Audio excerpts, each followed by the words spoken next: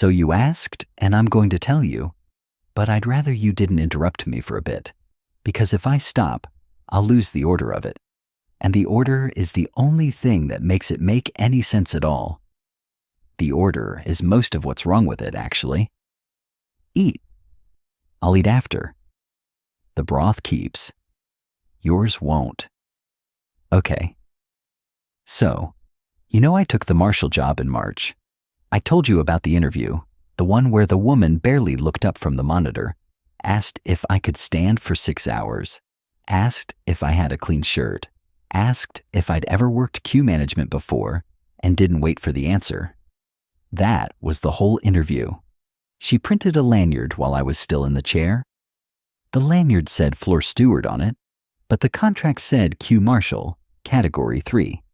And I never figured out which one was the real title because I never had to introduce myself by either. People just call you mate, or sir, or hey you, and you point at a window, and that's the entire transaction. The building is the Regional Document Services office on Ashfield Road. You've walked past it. The gray one between the dental place and the closed car phone warehouse. 3 floors, ground floor public, upper, 2 floors staff and storage. Ground floor is one big room with a roped queue, a ticket dispenser bolted to a steel pillar, and 7 service windows along the back wall, numbered 1 through 7, left to right. There's a security guard at the entrance, a cleaner who comes through twice a shift, and me, standing on a square of gray tile next to the dispenser with a handheld console that pages numbers to a screen above the windows. That's the job. You stand, you watch, you call the next number when a window goes green, you point, you don't argue with people. If someone is shouting you radio Marcus, the guard, and Marcus comes over and does the talking. If someone faints, you radio Marcus and the cleaner. If the printer in the dispenser jams you radio upstairs and a man called Tomash comes down with a tiny key and a cloth. It is the most boring job I have ever had. That is important. I want you to understand that for the first 3 weeks, I was bored in a clean, uncomplicated way. I read the ceiling tiles. I counted the lights. The lights are on a 10-minute cycle, by the way. They don't dim, but they hum at a slightly different pitch every 10 minutes. And once you notice it, you cannot unnotice it. I noticed it on day 4. By day 11, I could feel the change coming a few seconds before it happened. The cleaner, her name's Doina, told me everyone notices the lights eventually, and that I shouldn't worry about it. She said this like she was reassuring me about a mole on the back of my neck. Now, the procedures, because you'll need them. There were 6 things I was told to do, and 1 thing I was told not to do. And on my first day, a man called Henry, who is the floor supervisor, and who I have seen exactly 4 times in 8 months, walked me through them in a back office while a kettle boiled. The kettle was the loudest thing in the room. Henry has the voice of someone who has explained the same thing too many times to care whether you're listening, which is also reassuring, because it means the thing is normal. That's how I read it. The bored explainer means the explained thing is boring. 1. Open the door at 8. Not 8:05. Not 7:58. 8. The clock above the dispenser is the one that counts. There are other clocks in the building, including the one on my console and the one on the wall behind window 4, and they will sometimes disagree with the dispenser clock by up to 2 minutes. The dispenser clock is correct. The dispenser clock is the building. 2. Hand out tickets only from the dispenser. Don't tear off a ticket and hand it to anyone directly. Don't pre-tear and stack. If the dispenser jams, a queue management is suspended and we revert to walk up direct. There is a laminated sign behind my pillar that says, suspended in red, and I am to put it on the dispenser within 60 seconds of confirming a jam. I have never put it on the dispenser. The dispenser has never jammed. Tomasz comes down for the printer, not the dispenser. There is a difference. 3. The screen above the windows shows the current ticket number and which window is calling it. I am to call the number audibly when a window light goes green. I have a microphone clipped to my collar. The microphone routes to the 4 speakers in the ceiling. I am to call the number, then the window, in that order. Number 47, window 2. Not window 2, number 47. Numbers first. Henry was specific about this. He said if you say it the other way, you applicants get confused, which I have never seen happen, but I have also never said it the other way, so I cannot test his claim. Maybe that's the point. 4. Do not enter the area behind the windows. The area behind the windows is staff only and is accessed by a coded door at the far left of the lobby. I have no code. I have no reason to have a code. If someone behind a window needs something, a stapler, a form, water, anything, I radio Henry and Henry sends it down via a small dumbwaiter, which is a cabinet in the wall between window 3 and window 4, with a button I am also not to press. The dumbwaiter is for staff to staff. I am floor 5. Close the door at 4:30, not 4:31, 4:30, same dispenser clock. If there is a person in the lobby at 4:30, I am to direct them gently to the queue. And once the queue is empty, I lock the outer door and pull the grill. The grill is heavy. The grill is the loudest thing in the building, including the kettle. The grill closes the public face of the office, and the staff exit by the side door on Halford Street, which I have never used because I am floor and floor leaves through the front. 6. At the end of each shift, I sign the floor log. The floor log is a paper book, A4, hardback, kept under the counter at the dispenser. It has columns for date, shift start, shift end, total tickets dispensed, total tickets served, any incidents, and a signature box. Henry showed me how to add up the totals from the console. He showed me how to sign with my name and badge number. He said the log is reconciled weekly against the digital ticketing system upstairs, and that if my numbers don't match the system's numbers, Henry will speak to me about it on a Monday. Henry has never spoken to me on a Monday. That's 6. The 7th, the don't, is this. Do not call a ticket for window 4. Window 4 is not in service. If the screen ever shows a ticket assigned to window 4, I am to ignore it and not voice it. If anyone asks to be served at window 4, I am to redirect them to reception, which is back out through the front door and around the corner. Reception is not a thing that exists at this address, but Henry said the phrase, around the corner, and waved his hand vaguely east, and I nodded, because by that point in the kettle conversation, I just wanted the kettle to be over. You're looking at me. I know. I'm getting to it. Eat the spring rolls before they go limp. So, 3 weeks of standing on the tile, the gray one with the seam in it that runs north-south, and that I plant my left heel on every morning, because if my left heel is on the seam, my right foot ends up at exactly the right angle for the dispenser button. I worked that out by accident in week 2, and by week 3, it was just where I stood. I want you to register that detail. The seam, the heel. That's me getting trained without noticing, and I didn't notice, and that's most of the answer to your question, I think, although I'm still telling it. Week 4, a Tuesday, mid-morning, maybe 10:15. The queue is 6 deep. I'm calling numbers steady. Window 2 goes green. Number 63, window 2. 63 is an older man in a green raincoat, a damp-looking man, the kind of man who has been queuing for things his whole life and is patient about it. He walks up to window 2. Window 2 is staffed by a woman I have never spoken to, but whose face I recognize because she eats a satsuma at her window every day at 11:15, and the smell of the peel reaches me at the pillar. 63 at window 2.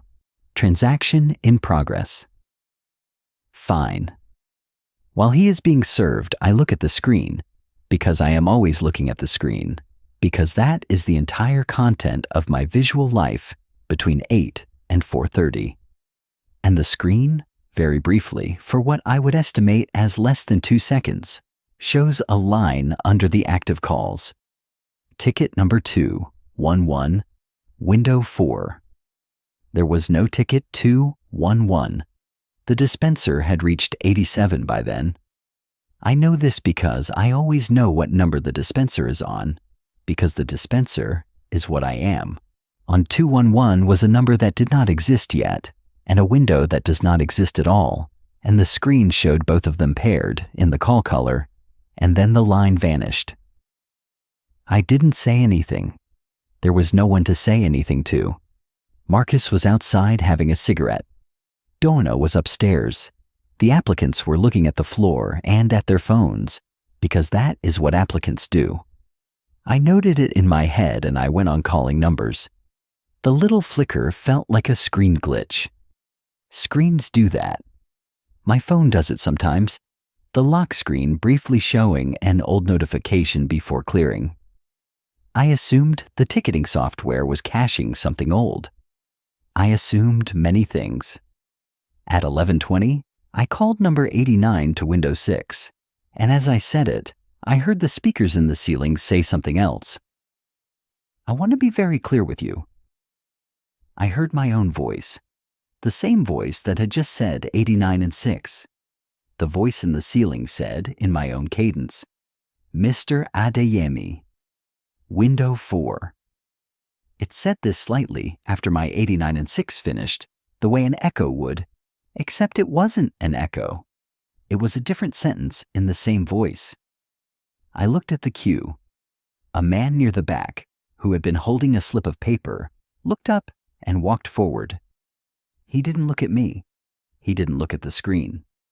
He walked between the rope barriers, past the dispenser, past my left shoulder, and across the lobby to window 4. Window 4 was dark. Window 4 has never not been dark. He stood in front of it. He put his slip of paper into the small slot beneath the glass. The slot all the windows have for documents to pass through. He waited, about 40 seconds. He nodded at the glass. He took his slip back, now stamped. I could see the corner of it was a different color. And he turned and walked out of the lobby through the front door. I want to tell you that I stood there frozen. I want to tell you that. It would be the more honest version of what should have happened. But the truth is that at the moment Mr. Adeyemi turned away from window 4, the screen pinged for window 5 to go green, and I said, Number 90, window 5. And a woman in a beige coat walked to window 5, and I called the next number after her, and the next, and at some point, during the next 40 minutes, I stopped being able to remember what had happened with window 4, the way you stop being able to remember a dream while you're brushing your teeth. It was there. And then it was on a shelf in the back of my head, and then it was somewhere I couldn't quite reach. At the end of the shift, I signed the floor log. The log is reconciled weekly. The dispenser had gone to 204 that day. The console said 204 tickets dispensed. The console said 204 tickets served. I wrote 204 in both columns. I signed. I went home. I made pasta. I watched 2 episodes of something I cannot remember. I slept. 2 days later, Thursday, same hour roughly, different shape of queue, different applicants, same lights, same hum. At 23 minutes past 10, and I know the time because the lights had just hummed up a quarter tone, which is the 10:20 mark. The ceiling speakers said in my voice, Mrs. Pereira, window 4. I had not said that. My console showed I had said it. The console has a recent calls log. It logs every call by timestamp. There were lines on the log that read 10:23:14, Pereira, F/window 4, and I had not pressed any button for Pereira. I had been mid-conversation with a man at the dispenser who had a question about whether his appointment letter was the right color. I was looking at his appointment letter when the speaker said it. The man at the dispenser did not seem to register the announcement. He was still asking me about the color. A woman came forward from the queue. She had not had a ticket. She walked past the dispenser, past me, to window 4. Same routine. Slip into the slot. 40 seconds. Nod. Stamp. Out. I want to tell you that I checked window 4 after she left. I didn't. The lobby was full. There were tickets to call. I had a job, but by the end of the shift, the console said 178 tickets dispensed, 178 tickets served. The dispenser had only printed 176. The dispenser counter is mechanical. I checked it. 176. I wrote 178 in the served column. I wrote 176 in the dispensed column. I paused. I crossed out 176. I wrote 178. I signed. I had been told on day 1 that mismatches were reconciled on Mondays and that Henry would speak to me about them. I had crossed out the truth and replaced it with the console's truth because the console is reconciled and the dispenser is mechanical, and mechanical things drift. That is what I told myself. That is what I would have said if Henry had asked me on the Monday. Henry didn't ask me on the Monday. Henry has never asked me on any Monday. Are you still with me? Drink your water. It became routine. That's the part I want you to understand. By the end of week 6, I knew which days. Tuesdays and Thursdays, mid-morning, between 10:15 and 11, sometimes a second one between 2 and 3 in the afternoon if the lobby was quiet. The ceiling speakers in my own voice. A name I had not pronounced. A window number I had been told never to call. Someone walking forward without a ticket. Slip in slot. 40 seconds. Nod. Stamp. Out. I started recognizing the slips. They are pale blue. The slips, the dispenser prints, are white. Window 4 applicants come in already holding blue. Where they get the blue, I cannot tell you. Some of them put it back in their inside jacket pocket on the way out.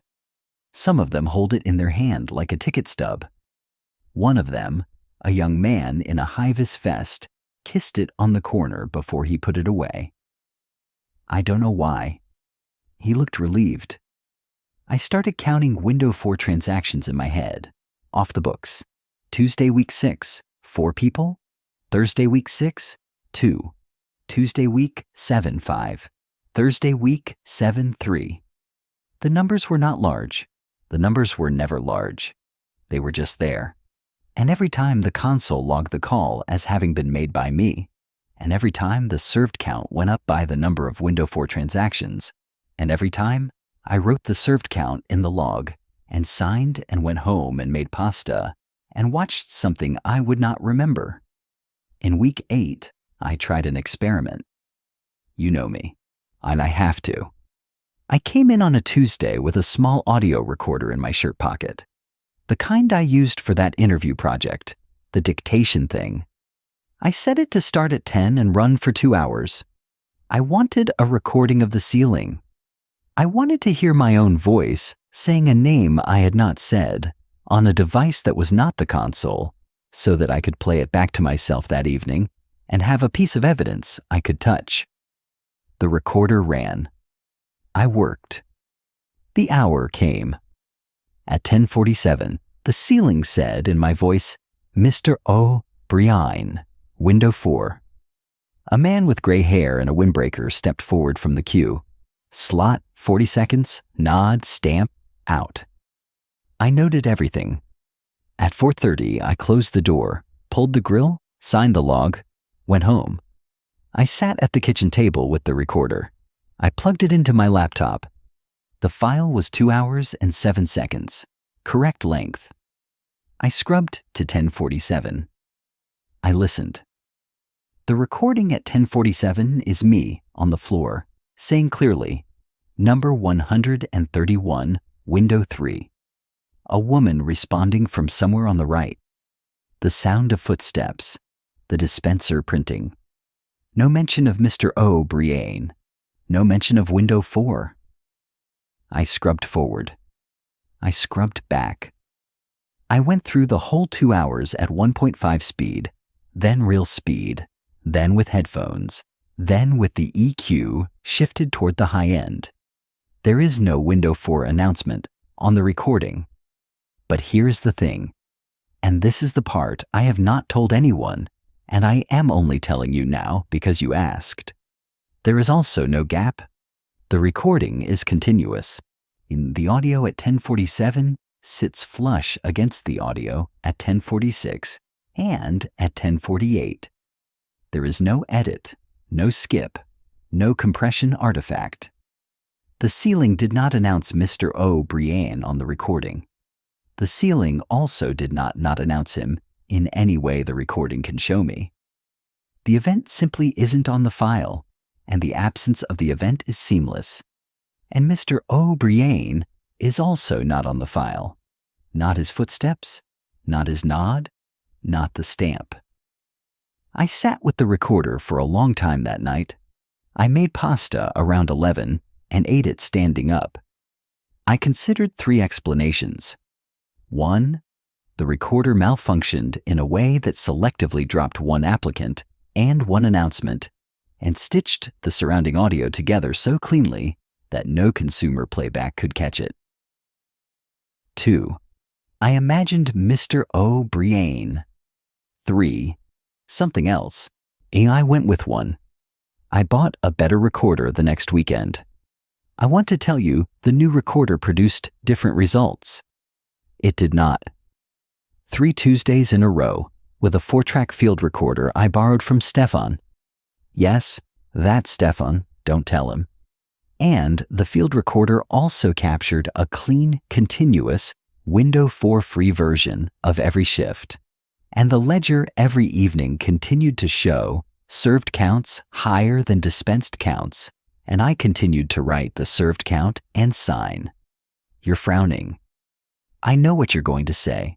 You're going to say, why didn't you just tell Henry? You're going to say, this is the kind of thing you tell Henry. And here is where I get to the part I have been turning over and over for the last 6 weeks, and where I started to lose track of what was happening to me. I never told Henry. I never told Marcus, who I see every day. I never told Doina, who once said the thing about the lights and looked at me like she was reassuring me about a mole. I never told the woman at window 2 with the Satsuma. I never told the man behind window 6, who I have nodded at every day since March. I never told the receptionist upstairs, who I do not interact with, but who exists. I never told my mother on Sunday phone calls. I never told you, even when we had lunch in May, and you asked me how the job was. I said it was fine. I said it was boring. I said the lights hum every 10 minutes, and the reason I never told anyone is that, somewhere in week 9 or 10, I cannot fix the exact date, and I have tried. The not telling stopped feeling like cowardice or laziness or wanting to keep the job. It started feeling like a procedure. It started feeling like step 7 on the laminated list Henry never showed me. Do not discuss window 4 outside the floor. That sentence is not on any document at the office. I have never read it. I have never been told it. But by week 10, it was sitting next to the other 6 steps in my head, in the same font, in the same calm, slightly tired voice as Henry's. And when you asked me at lunch in May how the job was, the don't discuss step prevented me from telling you. The way the don't press the dumb waiter step prevents me from pressing the dumbwaiter. It did not feel like a decision. It felt like the rule. I am telling you now because something happened on Tuesday. This Tuesday. 3 days ago. And the rule did not stop me, which means either the rule has been lifted, or the rule was never the point, or I have done the thing I am about to tell you about, and the not telling no longer matters, because the telling and the not telling come out the same. On Tuesday morning, I opened the door at 8. The lobby was empty for the first 12 minutes. At 12 past, 3 people came in, and I called the first ticket at 16 past, and the morning went normally. At 10:31, the ceiling speakers said in my voice, "Mr. Mensah." Window 4. And a man in a brown coat stood up from a bench by the window. He had been there since maybe 9, very still, and I had logged him in my head as a waiter, someone whose appointment was later. And he walked to window 4. Slip, slot, 40 seconds. Except this time at the 30-second mark, he turned and looked at me, directly at me. He had glasses with thin gold frames, and he held my eye for about 3 seconds, and his expression was, I want to get this right. It was the expression of someone confirming a delivery address, like a courier on a doorstep. He looked at me, and he looked at the dispenser, and he looked back at me, and then he nodded at the glass, took his stamped slip, and walked out. I went on with the morning. At 11, the Satsuma. At 12, my sandwich at the dispenser. At 1:15, the post arrived for upstairs, and Tomasz came down and signed for it next to me. At 2:40, I called number 148 to window 7. At 3:20, the ceiling said in my voice, Mr. Imran. Window 4. A woman this time with an apologetic smile came forward. Slip, slot, 40 seconds, nod, stamp, out. She did not look at me. Most of them don't. At 4:18, the screen above the windows went dark for what I would estimate as 1 second. All 7 panels. Then it came back, and the next ticket was already up. I have seen the screen flicker before. I have not seen it go dark. At 4:29, I called the last ticket of the day, number 196, to window 2. At 4:30, I closed the door. I pulled the grill. The grill made the noise it always makes. I went to the dispenser to sign the log. The log was open on the counter. The log is never open on the counter. The log lives under the counter on a shelf in a plastic sleeve. I had not taken it out.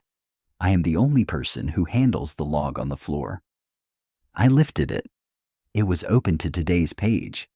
Today's row was already filled in. Date, shift start, shift end, dispensed total, served total, no incidents. The numbers were correct. 196 dispensed, 198 served, 2 more served than dispensed, which corresponds to the 2 window 4 events. The signature box was filled in. The signature was mine. I have a particular signature. I sign with my first initial as a long downstroke and the surname compressed into a single horizontal scribble and the badge number tucked under the surname. I have signed my name maybe 4,000 times in my life. I know my signature. The signature in the log on Tuesday was mine. Not a forgery. Not close. Mine. With the slight upward kick on the final letter that I started doing in my late 20s because of the way I hold a pen after my wrist surgery. With the badge number 0411 written in my hand. With the same blue biro I keep clipped to my console, which was still clipped to my console. I stood at the counter for a while. I want to say I stood there for a long time. I think it was about 4 minutes. I am bad at estimating time when the lights are humming. I did the only thing I could think of. I took the pen off my console and I signed the row again, underneath my existing signature in the same blue biro. 2 signatures. Both mine. Same row. I added a small note in the incidents column that said signature error. See double in the smallest writing I can do. I closed the log. I put it back in the plastic sleeve. I put the sleeve back on the shelf under the counter. I left through the front door because I am floor and floor leaves through the front. I walked to the bus stop. I got on the bus. I came home. I did not make pasta. I sat on the sofa with the lights off for about an hour. I called you on Wednesday and asked if you wanted to get PHO. So that's the question I think you're going to ask. You're going to ask whether I have gone in on Wednesday or yesterday, whether I have gone in today, which is Friday, whether I have looked at the log. I went in yesterday, Thursday, normal shift. The log was on its shelf in the sleeve where it lives. I opened it. The Tuesday row was clean. Single signature. No note in the incidents column. Numbers matched, 198 dispensed, 198 served. The signature on Tuesday's row was mine, in blue biro, badge 0411, single with the upward kick. The Wednesday row was also filled in. I had worked Wednesday. I do not remember filling it in. The signature was mine. The Thursday row, on when I came in yesterday morning, was blank, and I filled it in at 4:30 at the end of the shift and signed it. I want to tell you that this morning, Friday, I did not go in. I want to tell you that. But I did go in. I went in at 8. I opened the door. The lobby filled. I called numbers. At 10:52, the ceiling said in my voice, Mrs. Walcott, window 4. A woman with a small child stood up from the queue, gave the child her phone to hold, walked to window 4, slip, slot, 40 seconds, nod, stamp, out. The child stood very still and watched her mother. The child looked at me. The child smiled at me. The child waved. I waved back. I called you on my lunch break and asked if you could meet at 6. You said yes. You're here. I am telling you this. I want to be precise about what I am asking you, because I have been trying to formulate the question all day, and I have not been able to. I am not asking you whether to quit. I have thought about that. The thinking does not work. The thinking goes, I should quit, and then I should quit, and then I should quit.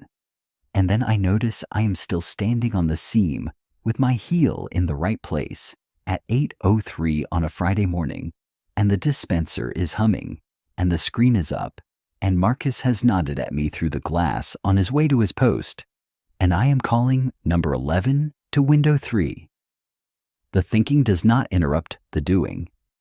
The doing has a shape, and the shape is mine now, or I am the shapes.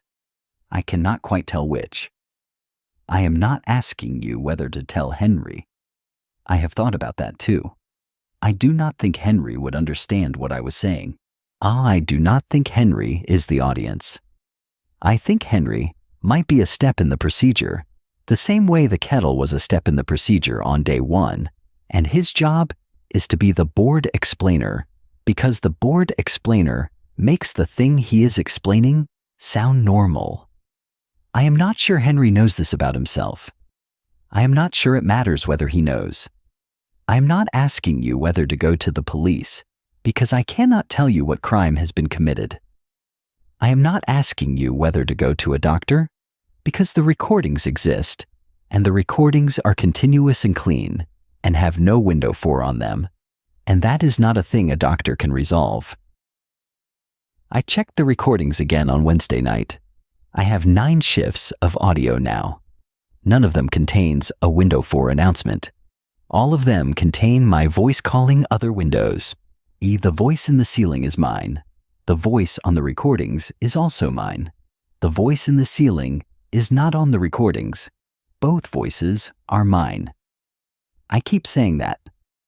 I want you to hear that I keep saying that. I am asking you something more specific than any of those. Here is what I have been able to put together. The post existed before me.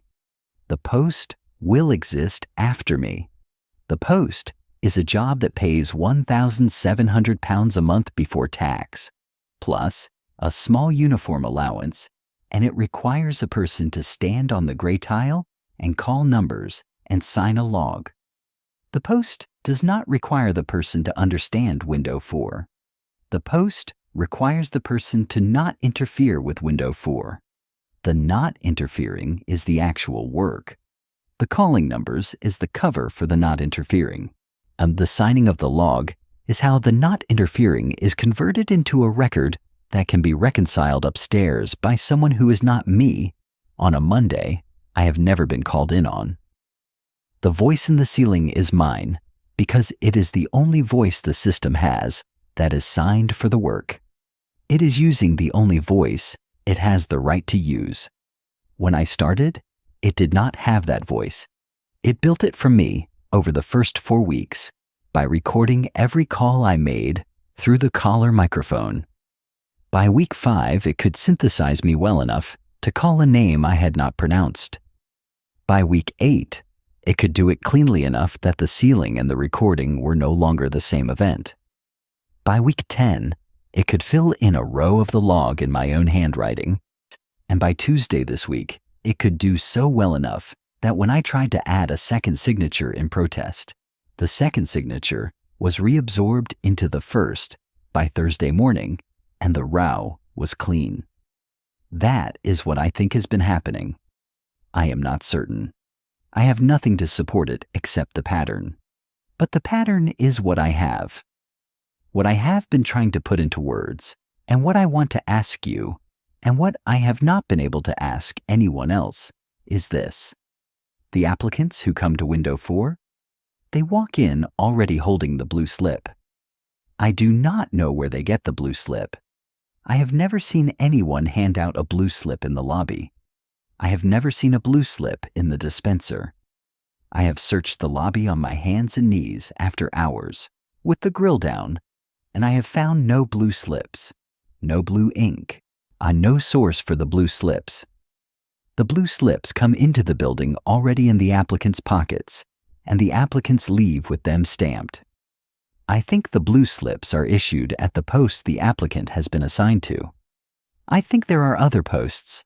I think there are other lobbies in other buildings on other streets, possibly in this city and possibly not, where someone like me is standing on a tile and calling numbers and where Mr. Adeyemi and Mrs. Pereira and Mr. O'Brien and Mr. Mensa and Mr. Imran and Mrs. Walcott walked up to a window that did not exist and received a blue slip that they then brought to me.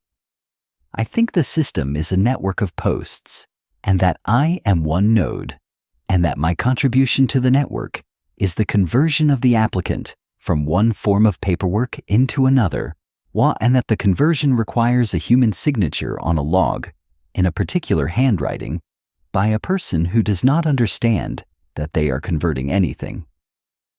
I think, and this is the part that has kept me awake for 3 nights, I think the post before mine was filled by someone else, and that person stood where I stand, on the seam, with their heel where mine goes, calling numbers in their own voice, and after some period of time, 6 months, a year, I don't know, they were replaced.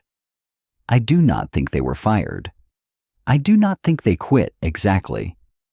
I think the post produced a record of them in their handwriting and their voice, sufficient to keep the record going, and then they were no longer needed in person, and they went on with the rest of their life, which by then no longer included the post, and they probably do not remember it clearly, the way you do not remember a dream while you are brushing your teeth. I think this is what is going to happen to me.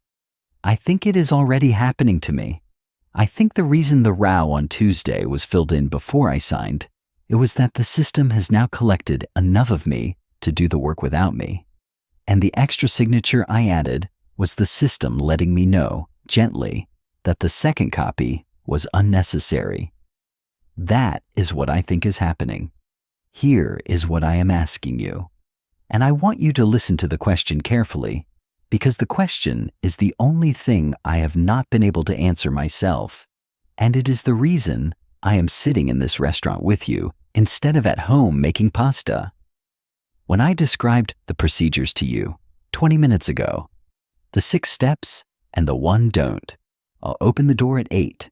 Tickets only from the dispenser. Numbers first, then window. Don't enter the staff area. Close the door at 4:30. Sign the log. Don't call a ticket for window 4. I said 7 things, 6 steps, and 1 don't. I want you to tell me whether I said anything about a dumbwaiter, because I have been sitting here while telling you this, and I have been trying to remember Henry's kettle conversation, and I cannot remember whether he told me about the dumbwaiter at all, or whether the dumbwaiter is a thing I learned later by watching, or whether the dumbwaiter is a thing I knew about before I started the job, or whether the dumbwaiter is in the laminated list I have never seen but can recite, in Henry's voice, in my head right now, in the same calm, slightly tired cadence as the other steps. I think you'll say I mentioned it. I think I did mention it. I think I said the button between window 3 and window 4 that I am not to press. But I want to hear you say it. I want to hear someone who is not the ceiling, and not the log, and not my own voice on a recording. Tell me what I said, and when I said it, because I have noticed in the last hour that I cannot quite hear my own voice in this restaurant. I can hear you. I can hear the cook. I can hear the bell on the door when it opens. I cannot hear my own voice the way I can normally hear it, from the inside, while I am speaking. I can feel my mouth moving. I can taste the broth on my tongue, but the voice is not arriving the way it used to. I think I have been speaking this whole time. You have been nodding. The bowl in front of you is half empty. You asked me a question at the start, when we sat down, and I have been answering it for... How long has it been? 40 minutes. An hour. I cannot read the clock on the wall behind you. It is the wrong kind of clock. The numbers are correct, but I cannot tell which hand is which. Tell me what I said about the dumbwaiter. And then, if you have a minute after that, tell me whether you would have taken the call from me on Wednesday. Tell me whether the voice on your phone on Wednesday afternoon sounded like mine. Tell me whether you remember me suggesting the restaurant, or whether you suggested it. Tell me what time we agreed to meet, and which one of us was here first. I'll wait. Take your time. I'm not in a rush. The grill at the office comes down at 4:30, and I always leave through the front door, because I am floor, and floor leaves through the front. It is well past 4:30. I am sitting in a restaurant. I am not on the seam. My left heel is on the leg of this chair. The chair is wooden. The chair does not hum. Tell me what I said.